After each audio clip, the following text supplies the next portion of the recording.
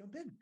So good afternoon, everyone. Thank you so much for taking the time to join us today. My name is Josh Clark. I'm the head of school of Landmark School. I'm also the chair of the International Dyslexia Association, and you are joining us for one of our EdChats about all things AI education and what this might mean for students who learn differently. I am so honored and frankly blown away today to have as my guest Dr. Peter Stone, who's one of the leading minds and scientists in the field of artificial intelligence and machine learning. And if Dr. Stone, if you'll indulge me for a moment, I'm just going to kind of read out loud a little bit of your biography. So Dr. Stone is the founder and director of the Learning Agents Research Group within the Artificial Intelligence Laboratory and the Department of Computer Science at the University of Texas at Austin, as well as Associate Department Chair and Director of Texas Robotics. He is also the chair of the 100-year study on artificial intelligence, which I'm so excited to talk about, which is a longitudinal study to study and anticipate how the effects of artificial intelligence will ripple through every aspect of how people work, live, and play. It is compiled by the leaders in the field and published every 5 years, the latest edition being published in 2021. And again, we'll dig into that a little bit more as we go through our conversation. And then Peter is also the executive director of Sony AI America, which again, maybe we'll have some chance to talk about. But to begin, again, Dr. Stone, thank you so much for doing this. This is incredible. My pleasure. Thanks for inviting me. Of course. So I think, as I mentioned to you in some correspondences we had, I always said to myself, if I ever got to interview just really interesting people, I'd always want to start by asking them, what was school like for you? Because I think it's one of the few things that all of us share in common. And again, coming from a school that specializes in students with dyslexia, school can be a defining characteristic, good or bad, for folks in my world. So just fascinated to hear what's your relationship to school? Yeah, it's an interesting question. I thought about it a little bit before the call. It's hard to, in some ways it's hard to remember. It was a long time ago for me. But I was in school for a long time in addition to, K through 12. I went then straight to a 4-year undergrad at University of Chicago and then straight on to graduate school to get my PhD. So, I think all told, I was probably in school for about 20, 21, 22 years straight, something like that. And so of course, the experience was varied. I had the good fortune of going to a very good public high school in Buffalo, New York, in a suburb of Buffalo called Amherst Central High School. Also very good fortune of being a part of a program in Buffalo run at the university called the Gifted Math Program. So starting, it's me and other people from around the city, rather than taking math in our public schools or in our home schools, we would meet a couple times a week at the university and sort of take an enriched math curriculum, which really had a really big influence on me, both intellectually, but also it did single me out a little bit, which was awkward socially. And so, I think I think school it was a time both for, exploring just knowledge and how to learn and skills of, basic skills that have served me well through my career in terms of, reading and writing and science and math. But also, I think when I think back, one of the things that sticks out the most to me is sort of becoming very focused and expert at time management. Because in addition to being at school, I was playing on the school soccer team, the varsity team, as well as club soccer. So I was a very serious soccer player and continued into playing on my varsity team when I was in college. I was also a very serious musician. So I played violin, I still play. I still play soccer as well, actually. So I was making time for those. I played on the school tennis team, and was trying to have explore having a social life and figuring out how I fit in that world as well. And so I remember sort of starting every day, sort of going through all of the things I was going to try to get done that day and figuring out how to fit them all in. I have memories and images of doing homework for one class while I was pretending to pay attention in another class, so that I would have time after school to go to the tennis practice or the violin rehearsal or the party that I wanted to go to, or this or that. So now it's this is me looking back more than 30 years later. So it's I'm sure if you had asked me at the time what my experience of school was, it would have been a lot different. But I then also have very good memories of my experiences both in college and undergraduate and in graduate school. Those are very different than the grade school experience. So I don't know. There's a lot more that could be said, but that's sort of what came to mind when you asked the question. No, I love that. Thank you for sharing that. So much about that I so appreciate, and probably a topic we'll find ourselves in a bit. But I love learning about the opportunity you had in high school to kind of dig down deeper, right? This personalization of learning that you had the opportunity to have. And again, that might be a topic that we get to kind of circle back to. So I'm thrilled that you highlighted that. And clearly, just after reading your brief bio, all of those pressures really kind of served you well, I'm sure, still today. Just the matter of time management, all the things you have to do and be at. And so I love that school was a training ground for life, not just kind of intellectual pursuits. So that's wonderful. Well, good. So kind of jumping a little bit to the topic at hand, and I'm sure you get asked this frequently, but one thing I'd love to do for the purpose of our conversation and for our viewers as well, AI is everywhere. Everyone's talking about it. It's all these different things. You as someone who is obviously well-versed and expert in the field, how do you define AI? When someone asks you, Dr. Stone, what's AI? How do you define it? Yeah, that's a great question. In fact, there's lots of different definitions, and there isn't really an accepted definition. You did mention in the intro the 100-year study on artificial intelligence, and I was the first author of the report that was published, the first one that was published in 2016. And actually, I still am quite partial to the definition that we put forth in that report. And I can just read it out. It says that artificial intelligence is a science and a set of computational technologies that are inspired by, but typically operate quite differently from, the ways people use their nervous systems and bodies to sense, learn, reason, and take action. So it's, there's some very important aspects of that. AI is, first of all, not one thing. It's a set of different computational technologies. The term was coined about 70 years ago now, artificial intelligence. There's, the roots of thoughts about artificial intelligence go back much, much farther than that. And over the years, there have been different technologies, different paradigms, different ways of trying to get at what is the nature of intelligence by creating it and studying it as an artifact on a computer. And I actually, I got into the field. I've always been sort of fascinated by intelligence. Just what is it? And I consider it to be one of the main scientific mysteries or questions of our time. I sometimes, rattle them off as being, how did the universe originate? How did life on Earth originate? And then what's the nature of intelligence? And this third one is the one that sort of consumed me throughout my career. And when I was an undergrad, I considered getting into it through the lens of neuroscience and trying to understand the human brain by studying how does the human brain work, or how intelligence by how the human brain works, because it's the main existence proof we have of sort of an artifact that is intelligent.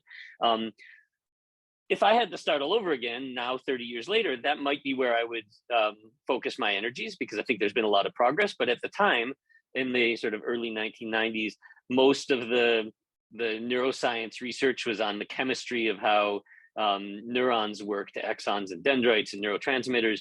And it didn't really get close to answering the question of what happens in your brain when somebody tells you their phone number and you remember it, or something like that.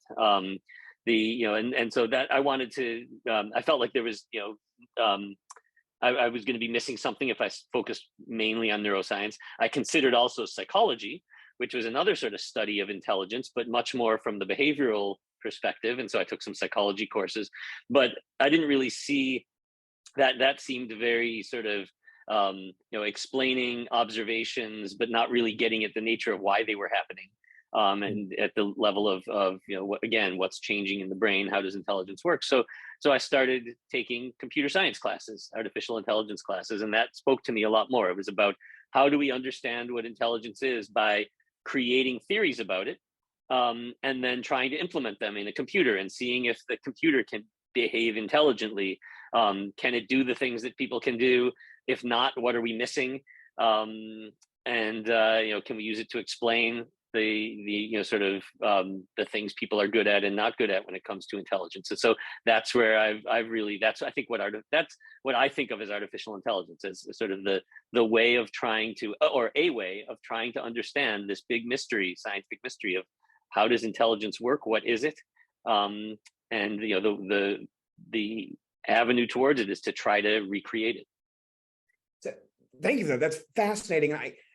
And hearing you say that, and as I've dug into this more, I am fascinated by the philosophical underpinnings of this, right? Like, you didn't get into AI to help me, sort my email better, though that's going to be a lovely byproduct, I hope. But I think it's fascinating, right, that your pursuit and the pursuit of the field is more human-like than we think, right? We think of it as, oftentimes it's put in this dichotomy of a conversation of AI is going to replace humans, or AI is, somehow in competition with. But it sounds like your real pursuit is more to understand humanity deeper by trying to replicate something in a computer. Is that fair to say? Yeah, that's one of the goals. One is just the pure understanding of it. How does I wouldn't say humanity. I mean, humanity is an aspect of it, human, but more just the concept of intelligence. Humans are the best example of it. So I think there is very much. I'm very much driven by this understanding, which I think is, like I say, a mystery. But there is also the practical side of it, and that that can't be ignored, which is that I think there's enormous potential for artificial intelligence technologies that are coming out as a byproduct of us trying to recreate and understand intelligence to make the world a better place. To create tools that can enhance people's sort of experience of the world, can make people more productive, can help us solve other types of mysteries regarding health and traffic flow and things like that. On the other hand, just like any technology, when you start talking about the possible benefits, you have to acknowledge also the potential risks and the ways that it can be misused. And that's also something that it's not unique to artificial intelligence technologies, but any kind of technology historically that's been used as a tool has had both positive and negative implications. And that's what's in the news a lot right now, is sort of wrestling with these technological aspects, the tool use or tool building aspects of artificial intelligence. But I think, for me and for many of my colleagues, this is sort of it's sort of a byproduct of the original goal, the original pursuit or dream, is to recreate intelligence as a way of understanding what it is. Yeah, so much in that unpack, so much fascinating to me. To your point about, I very much appreciate you kind of putting in stark relief that all technologies can have kind of negative or positive impacts, right? AI happens to be in vogue right now, and we're talking about it, but it's not necessarily unique to that, which I very much appreciate you highlighting. And on that, I know that you, along with many, many other leaders in this field, signed a letter at some point in the last, several months that said, hey, maybe we should pause for a moment, certainly not stop progress, but be a little bit more cognizant and pause for 6 months to fully understand what we're creating and where we're going with this. Can you speak to that a little bit more about what those concerns may be, and do you feel any better about them, or? Yeah, I mean, so first of all, that the letter that you're referring to, it's something that I did sign on to. I didn't write it, so there's things I would have said a little bit differently. But I think my motivation for signing it was exactly this: that I feel like progress is just happening enormously quickly right now in terms of the technology, and it feels like the next generation of technology, or in a particular type of AI technology, I should say, which is generative AI, large language models such as ChatGPT, that these have been coming out at a pace, at a rate that is faster than we are able to understand them. But by understand them, I mean understand the implications of them for the world. How can they be used for good, and how can they be used for for nefarious purposes, for bad things? How can we sort of safeguard or protect them? An analogy I like to use is it was in 1908, I believe, when the Model T Ford was introduced, which was sort of the first time automobiles or cars were sort of available to a large set of people. That the price came down, but even so, it took more than 50 years to get to the point of there being 100 million cars on the road. So it happened sometime between 1950 and 1970, if I'm not mistaken. I think the stats were that in 1950 there were 50 million cars in the world, and in 1970 there were something like 200 million. So somewhere in between there, it got to 100 million. And during that, sort of 50 to 60 years, lots of things were figured out. How to have, how to build roads for the cars, how to have, that seatbelts might be a good idea, that there's traffic signals, that, and some things even weren't really figured out during that time. There still weren't airbags in cars, and sort of emission standards hadn't been really locked down yet. But it took a long time to sort of figure out how to make cars be more good than bad, right? There are lots of accidents from them. There's more than 40,000 people a year who die from cars. If there weren't cars, that's a lot of fatalities that wouldn't be happening. Yet, they're also really helping with productivity and quality of life. And I think nobody would want to go back now to a world without cars. In contrast, ChatGPT was released, and it took about 1 month before 100 million people had access to it. So not 50 years, but 1 month. Now, there haven't been just in that time, it's impossible for everybody to come to grips with how can it be used for good, how can it be used for bad, and what regulations need to be in place, what kinds of standards to make sure that the positive uses outweigh the negative. And so, people are still figuring out to what degree can it be easily used to create misinformation or disinformation, subvert elections. What are the implications for intellectual property? What happens if it's used for facial recognition and misidentifies a person, falsely accuses them for a crime? These kinds of things are, I think, take time to figure out. And so I think we have I actually think it's not possible to pause the march of technology, that everybody is going to keep moving forwards. But I think, what we do need is a huge acceleration in the pace of figuring out what to do about it.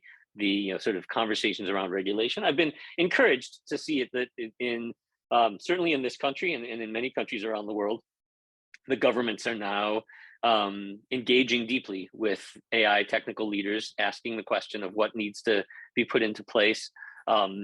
What kind of steps can we take to make sure that there are sort of, people are using the term guardrails, but there's, guardrails in place, but that don't squash the positive possibilities. I mean, I would never want to lock down research in artificial intelligence and give up on the potential for, discovering cures for diseases and all other kinds of making just the economy move more smoothly and people more productive, people be able to focus more on enjoyment and get into the flow and be more creative. There's all kinds of positives that we don't want to give up on. We just need to figure out how to keep them without having them be swamped by some of these risks. That car analogy has just kind of framed my brain in something I've been struggling with. So I so appreciate that. That makes so much sense. In fact, I was just in a meeting. So, I run a school, and we were just having a conversation with some very kind teachers who are volunteering some of their time over the summer, because we're going to enter in a school year and it's just there. And there's the number of questions that we could not answer was just mind blowing. And we've kind of resorted to policies are out the window. We can't have policies. We can have guidelines and concepts and philosophies right now, because there's just so many things to think through and work through. It reminds me like the early days of COVID, when we were trying to think through how do you reopen school, and if then that, and everything required a decision point for which we didn't really have any knowledge on, and or the knowledge changed so rapidly. Do you have any, unfair question, but do you have any recommendations, suggestions for schools as we are where we are? I mean, there's no putting the genie back in the bottle. Do you have any thoughts on that? Yeah, I do. I mean, and I've written some things for education publications, Chronicle of Higher Ed, Education Weekly.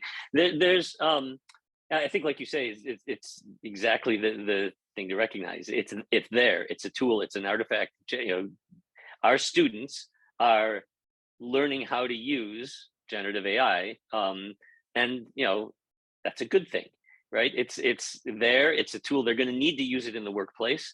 When they get hired, people are going to expect that they have familiarity with artificial intelligence tools. And so I think this is, I think the most apt analogy here is that it's very much like a calculator. Calculators exist, and we don't see them as, math teachers don't see calculators as evil. They instead think of calculators as, a fact of life that students need to, learn how to use. Now, they also need to learn how to do arithmetic without calculators, right? So, what do? We first teach students how to do a basic addition, multiplication by hand, division by hand. We get them to understand the concepts. And then at some point, we also teach them how to use a calculator. And we specify, so teachers specify on any given assignment or exam, this is one that you should use a calculator for, or this is one you should not use a calculator for. And I think it's exactly the same here. We're going to need to teach our students to write, to reason, to think, to do everything without generative AI tools. And we're going to need to be very specific that this is an assignment where not to use and any artificial intelligence tools maybe beyond spell checkers, or maybe we don't even want them to use spell checkers, right? It should always be very specific. And then there may very well be, situations where we say it's perfectly fine, write a first draft of your essay and then run it through this, ChatGPT, and see if it improves your, if there's anything you think that it improves on, but recognize, here are the ways that it can go wrong. It makes things up. It's, and teach people to sort of, with their eyes open, understand what you can do with these tools and what you can't do, where they can be trusted, where they can't be trusted. I think this is just going to be a basic skill moving forward. So, I mean, I recommend to all teachers these days, I'm going to do it, and I think everybody needs to do it. Be familiar with the tool. Just like, if you're a math teacher, it would be negligent not to know how a calculator works, even if you're only teaching, first graders how to do arithmetic by hand. You still need to know how a calculator works. I think it's, at this point, it's negligent for any teacher not to be familiar with the AI tools, and to, frankly, to run any assignment that you give to your students through the tool and see what it gives back as a response, so you can get better at recognizing if your students are using it or might be using it. And then just be very explicit. This is, and it's not, people are wringing their hands a lot about, oh, well, now students can cheat. You can tell them don't use the tool and they might still use it, but that's not new, right? It's always been the case. You give a student an essay assignment, and you can go and pay somebody online a small amount of money and have them write your essay for you. And that's been possible before these tools. So, students who want to cheat will cheat. It's in some sense, we always say they're cheating themselves, but, teachers also need to be, have their eyes open and then understand how to recognize things that are likely cheating. It's also incumbent on people developing the AI tools to make it easier to recognize when they've been used. That's still a technical challenge. It's not very reliable yet. But the main lesson, I think, for educators is just be aware, don't be scared of the tools, teach yourself how they're used, assume that the students are using them, and then, have an open conversation about when and how to use them appropriately. Yeah, I very much appreciate that kind of meta approach to this, so that prohibition won't work. And I really appreciate that it's negligent to not know, because I think some reaction for initially amongst educators where I will just keep that out of my classroom. That just won't be something that enters my classroom. And I agree with you, to your point. It's not something you can stop to begin with. And I think we have to teach kids a whole new set of skills around ethics and considerations and how do we use tools and all those things. And I found it fascinating. So in 2021, the last time the 100 Years report was put out, in the conclusion, your team highlighted that in K through 12 schools, we need to start talking about AI. Obviously, this is your field of expertise. Did you see this trajectory in 2021, or are you surprised by the acceleration we've seen in the last 6 months, 12 months? Some of both. I mean, it's by 2021 there was already a huge, acceleration in capabilities of these large language models. I don't think anybody could have foreseen, before ChatGPT was released and went as viral as it did. Nobody could have foreseen that. I didn't foresee that. But I think, it was already recognizable that there was very surprising capabilities from these models, and AI experts were already playing with them, and we were seeing that they were doing things that we never would have predicted. Back certainly been in 2016 when the first report was written, we never would have predicted it. But by 2021, these tools were already there. I should clarify, I was the first author of the first 100 Years study report in 2016. I was not an author on the 2021 report. I was chair of the standing committee at that time, which sort of, it was Michael Littman from Brown who was the first author, and there was a team of people on the study panel. But we gave them the charge, sort of curated that report. But yeah, I think that there was, if you look, if you do read it, that 2021 report did already foresee some of these things coming, and I think it's still, I still give talks on sort of the content of that report, and they're still very much up to date, even though the world has changed in many ways. It wasn't out of nowhere that it happened. Sure. And on that, it just made me think from your vantage point and all your expertise, when ChatGPT was released, was it the technology itself that was kind of inspiring, or whatever the word is, or was it the fact that it was released to the public that was more of the kind of revolutionary piece of this? Yeah, I think more of the latter. I mean, it's ChatGPT is I think what's sometimes called GPT 3.5. If you are familiar with GPT-1 and GPT-2 and GPT-3, it's not that much different than those. Each one is better in sort of in certain qualitative ways, but the fundamental capabilities are sort of similar. But ChatGPT had this sort of they took an effort to sort of make sure that it would not say things that they didn't want it to, in terms of they put on some guardrails. They made sort of some of the first efforts to make it a safer entity to chat with, and got to the point where OpenAI was comfortable releasing it to the general public much more broadly. They did so, and and I think I don't think my understanding, I'm not inside in that company, but my understanding is they didn't predict. I don't think anybody could have predicted how much it would take off. But I think the putting on the interface and making it sort of very easy for everybody to play with, and the fact that it was just it was very impressive in its capabilities, and was able to sort of it was one of the first that sort of was able to be controllable in some sense, for lack of a better word, with regards to what kinds of things it would say and would not say.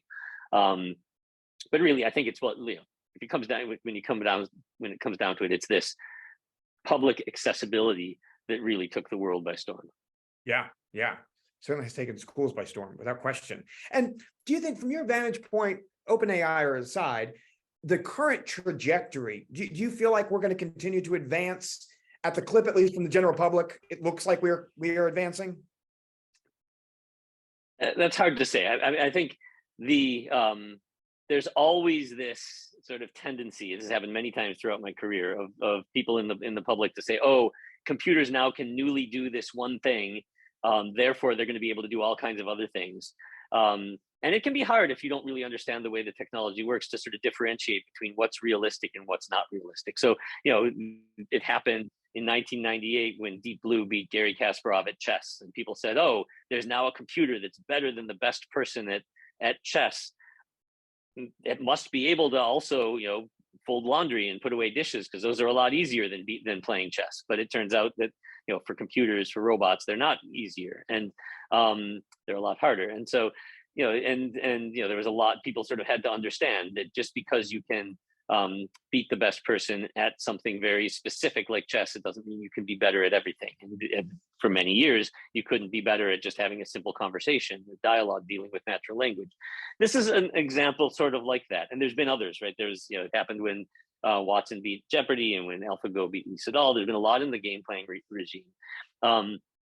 This is, I think, it's similar. It's a big landmark that you can get to a point where a neural network and an AI system can have a plausible conversation with people. It didn't come out of nowhere. Like I said, it's been the sort of steady progress through the field. It got to a point where there was enough data, big enough computation, big enough architectures, neural architectures to be able to do this. But there are some fundamental limitations that people may think are sort of easy next steps, like, but are, with the current technology, are not at all easy. So this notion that people call hallucination, they make things up. It sort of seems, oh, let's just teach them not to say the false things. That's what we would do with a person. Your kid, you teach a kid language, the kid learns how to speak, and then you start pointing out that's true, that's not true. They start learning, how to not make things up. And that's just, with the current technology, that's just not going to happen, right? They are trained on what is a plausible next word to say, and they don't have any access to fact checking or to knowing, and nor do they have any access to what's what the implications are going to be of what they say, and so there's we're not going to just solve some of these problems by getting more data, getting more computation. So the progress, I don't think, is going to continue, sort of at this clip. There's these tools like ChatGPT. People are still exploring, and then part of the reason that I think it's moving a little quickly, people are still putting out new versions. People are still exploring what they're good for and what they're not good for. But I don't think it's going to just all of a sudden now they're going to be better than people at everything. There's still fundamental advances in AI, in understanding intelligence and understanding how people and how the brain works that we don't know yet, that we're missing. And so if the impression is that there's this sort of steady march and we're past the point of no return, and now computers are going to put us, destroy the world and put us all out of work and be better than us at everything inevitably within the next couple of years. No, that's not where we're heading. Is there going to continue to be progress? Yes, absolutely. There's a lot of money being put into research on AI. There's a lot of students, training themselves in AI. There's a lot of so I think there is going to be a lot of there are going to be a lot of new developments. I don't really know yet where the field's going to go. That's what keeps my job exciting. Research is we're trying to figure out what will be the next big thing. What will it take to keep making progress beyond the existing technology? So I think part of the field will be exploring the limits of the current technologies, and part of the field will be trying to figure out what comes next. And I have no way of predicting how long it's going to take till that next the next level breakthroughs. Sure. And kind of in that kind of continuum, I know you've written a little bit about this idea of intelligent tutoring and being able to further personalize learning. Can you kind of talk about that for a moment, just kind of define that, and then where do you see that on this potential trajectory? Yeah, and again, this is not something that's new at all. There's been a community that's worked on intelligent tutoring systems since when I was a graduate student. So more than I guess we're talking 30 years ago, there was an active community, and probably even before that. But the notion is trying to figure out for an individual student, what's the next thing they should try to learn, or what's the next exercise they should do to try to learn that concept better. It's a challenge for teachers in the classroom to try to craft a curriculum that works for all of their students. All of us who've been in a classroom know that you have a choice between sort of teaching to the top of the class and completely losing some of the students, or trying to keep everybody with you and then completely boring, some of the students. There's, sort of master teachers are able to sort of, create enrichment activities for the students who already got it and move on. Maybe, have the students help each other. There's all kinds of techniques, but, intelligent tutoring systems offer the promise of having 60 different curricula if you have a class of 60 students, one for each student, and allowing each student to go at their own pace.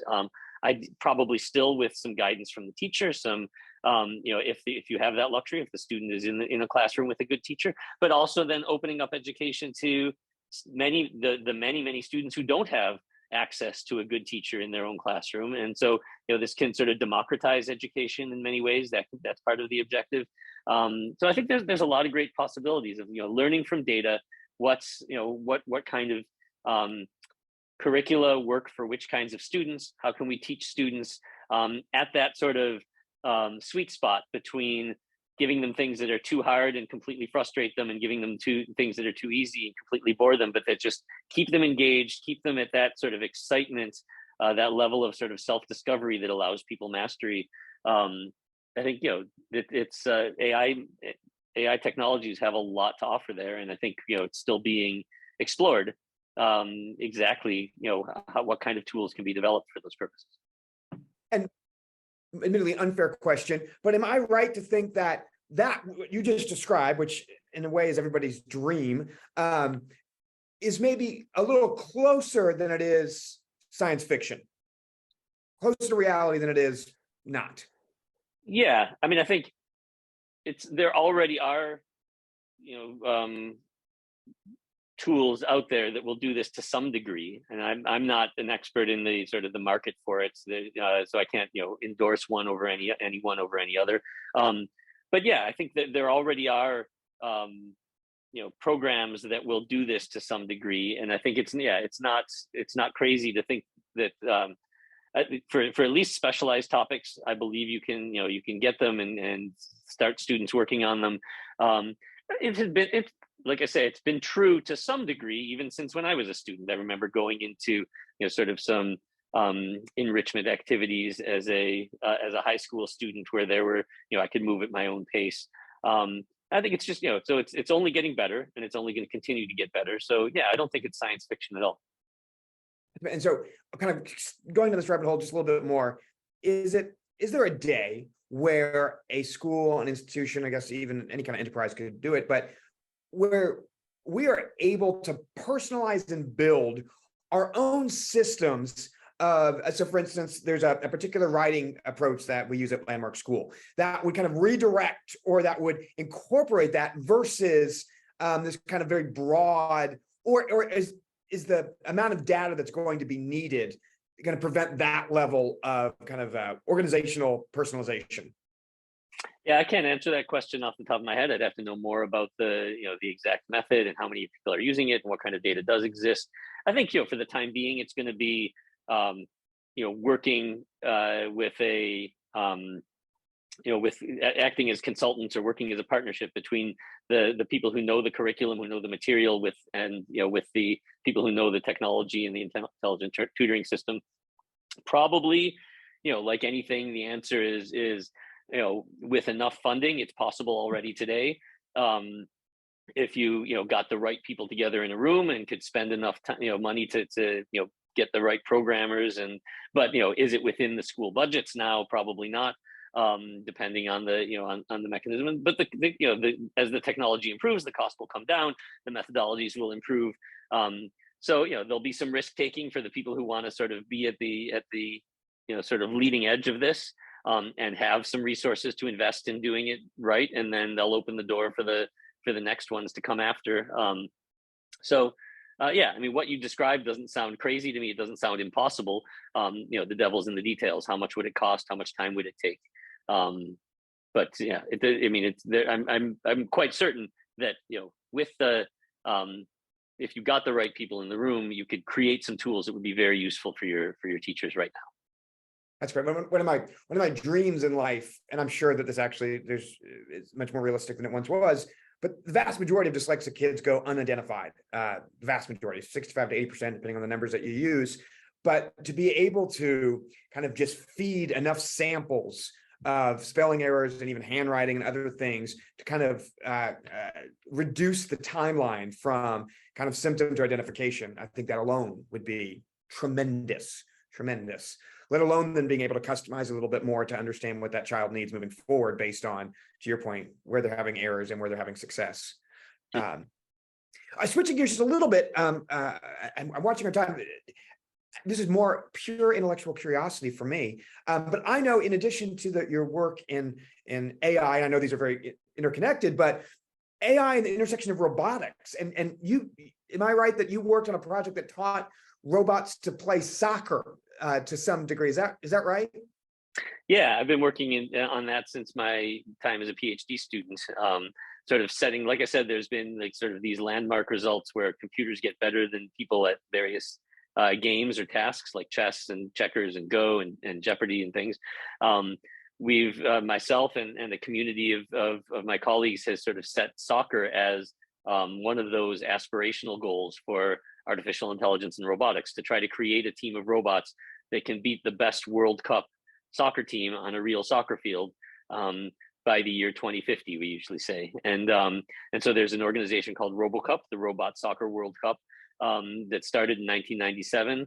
I was the president of that organization until last summer for a stint of 3 years. I have teams that have won the competition several times. We're not at, it's not at human level yet, but there's been a lot of progress over the 25 years.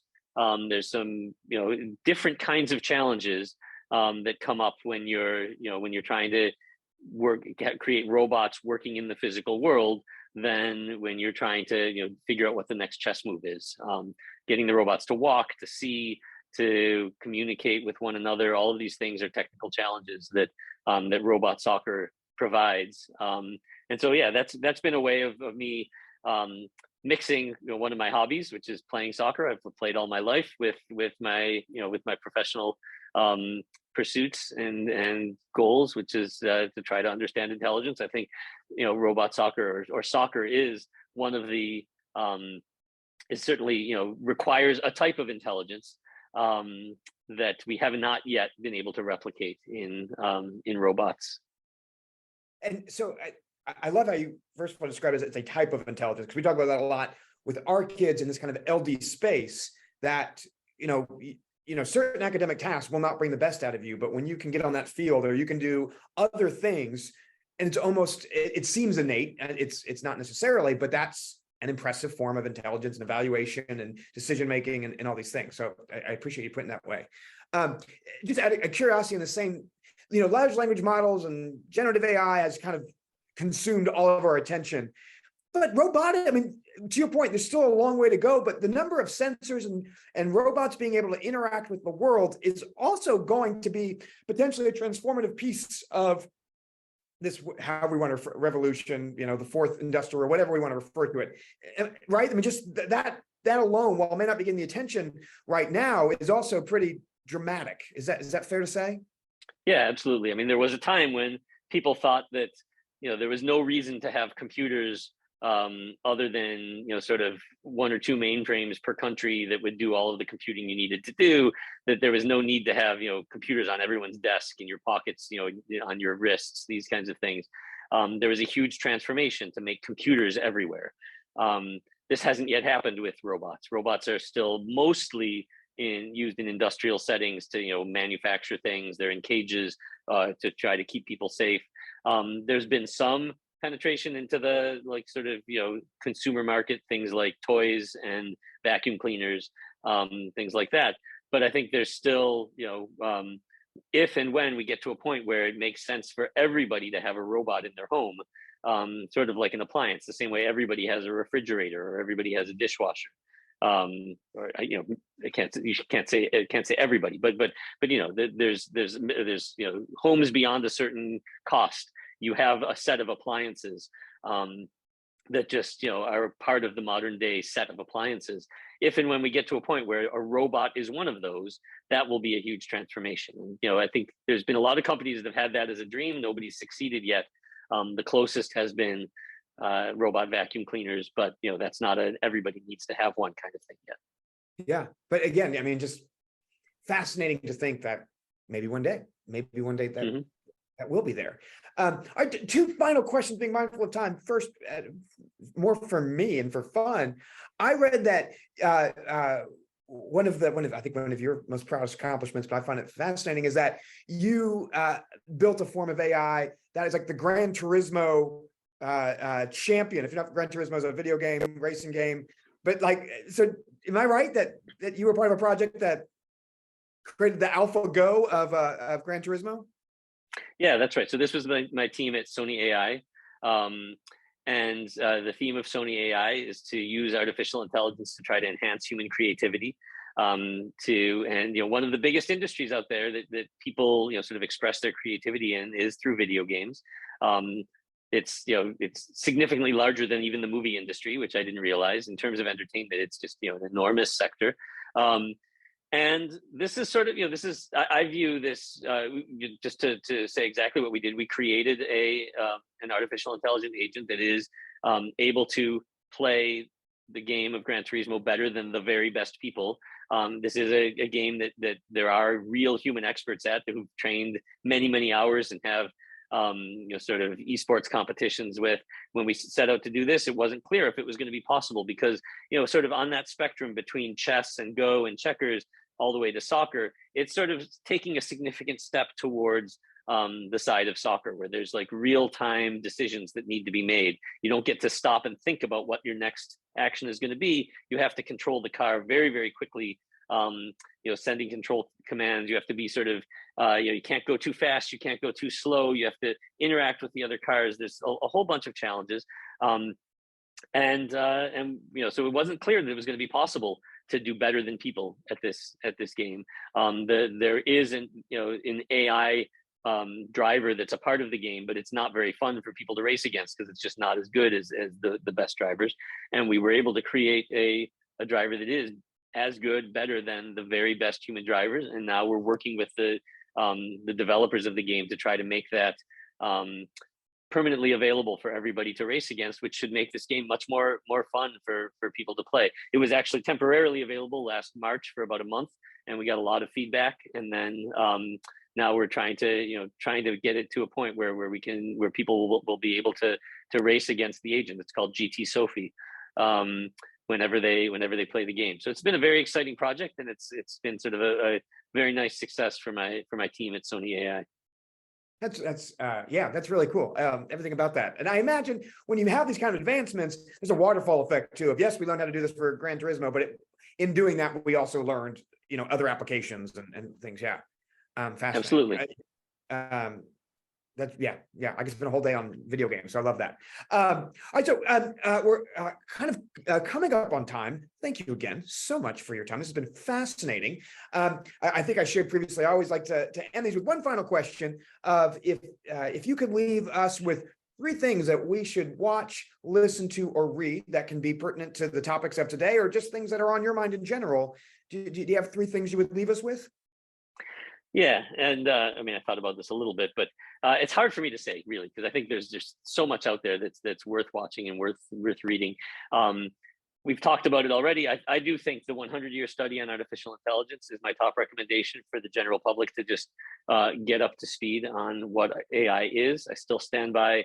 I think it's interesting to read what we wrote in 2016, and then the 2021 report I think is still very, very topical. They're both written in a very accessible way. The comments we've gotten back is, that you don't need, that they were meant to be accessible to the general public.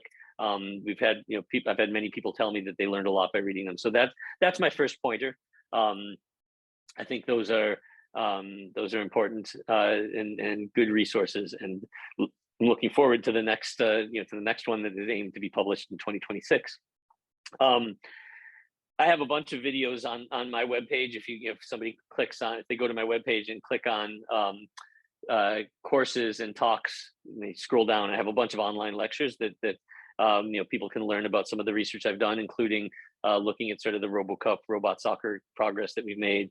But the other thing I just want to leave people with is like I said from your first question, is that school was a lot about learning basic life skills, and I think it's just important that people do read. It doesn't matter what you read, just read. And I've read some very good novels recently.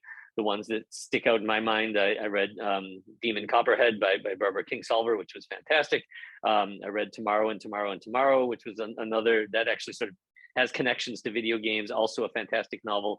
Those are just ones that I happened to read in the last month or two, so they're at the top of my mind. But I would just recommend to people, just keep a steady stream of things that you're reading, both fiction, nonfiction, and stay interested and engaged. I don't want to dictate to people what they should spend their time on.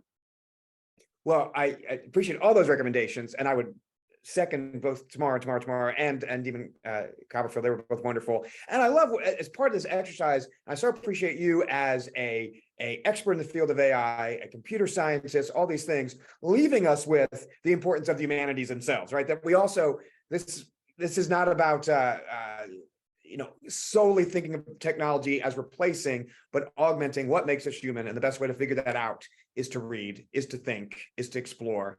And hopefully we'll have more time to do that as AI, maybe creates that for us, but that it's not to replace it or take away from it by any means. Absolutely. Dr. Stone, thank you so much. This was amazing. Thank you. So appreciate it. A wonderful conversation, and so appreciative of you sharing your time and expertise. My pleasure. Thanks again for inviting me. All right. Thank you.